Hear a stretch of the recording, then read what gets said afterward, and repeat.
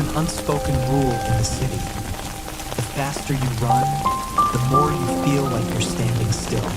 Kai had lived in that loop for 10 years. The angry roar of traffic, endless reports, and for gray concrete walls had slowly drained the last spark from his eyes. So he left. No fanfare, just a heavy backpack on his shoulders and a burning thirst to breathe. Kai stepped into the forest as the fog performed a dance that veiled the entire world. It was so thick he could no longer see the path beneath his feet. And yet, strangely, he had never felt so certain of his direction. He stopped before two ancient pine trees standing like guardians of the mountains. They leaned toward each other, forming a natural V, an invitation from nature. This will be home, Kai thought. He began to work. The steady sound of wood striking would echo through the forest, breaking its stillness. It was not the sound of destruction, but the rhythm of creation. He carved each piece of wood into steps, then climbed higher to build a platform. His hands, once used only for typing, were now scraped and bleeding from bark, but every nail driven in made him feel truly alive. He used no modern screws, only vines and simple binding techniques. He laid the floor with fresh green pine branches, their resinous scent filling the air and washing away the heavy pollution of the city. When night fell, the forest became unfamiliar and dangerous. Kai lit a small fire at the base of the tree. In the absolute silence of the dark, the crackling flames sounded like a gentle melody. He hung a lantern from a branch. Its warm yellow light turned a small corner of the forest into a sanctuary of peace.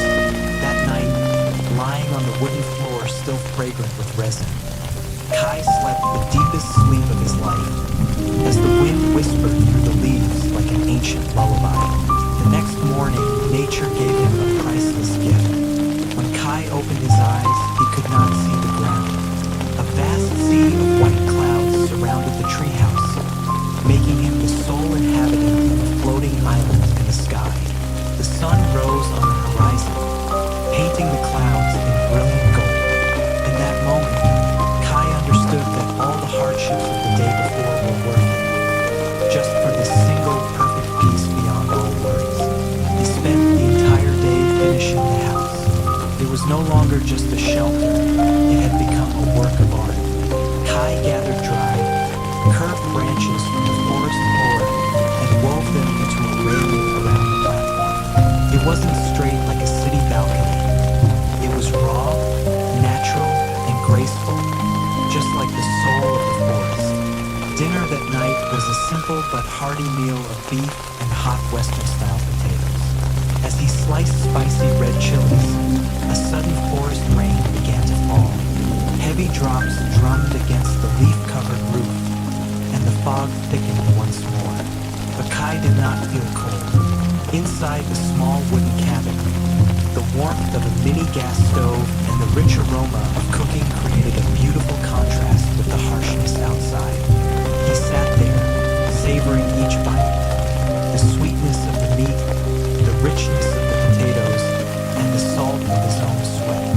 On the third day, as the last rays of sunset filtered through the handmade wooden railing, Kai sat quietly, gazing toward distant peaks. The treehouse was complete, small, simple, yet strong amidst the vast wilderness. He lifted his backpack onto his shoulders, ready to return. He knew he had to go back to the city, back to reality. But this time, he carried with him the secret of the forest. He left the treehouse behind, like a monument to the days he spent finding himself. As he descended the mountain, the fog once again enveloped the little house. It would remain there, resting among the clouds, waiting for anyone brave enough to leave the world behind and seek the purest form of stillness. Kai walked toward the valley, where the city lights began to flicker, but his eyes now carried the radiant glow of sunlight over a sea of clouds.